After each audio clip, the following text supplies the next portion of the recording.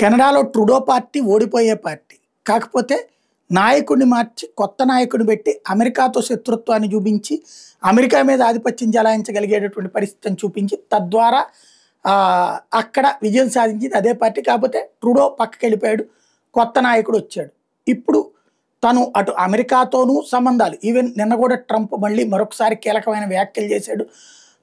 51వ దేశంగా నేను ready, already 51వ రాష్ట్రంగా ఇప్పుడు గోల్డెన్ డ్రోమ్ పెడుతున్నాం, ఐరన్ డోమ్ తరహాలో ఇజ్రాయెల్ తరహాలో కెనడాకి కూడా ఆ విధమైనటువంటి సెక్యూరిటీ ఏర్పాటు చేస్తాం, మా దాంట్లో ఒక పార్ట్ అయితే ఇలాంటి వెటకారాలు చేస్తుంటే ఇప్పుడు ఏం పెద్దగా మాట్లాడట్లేదు.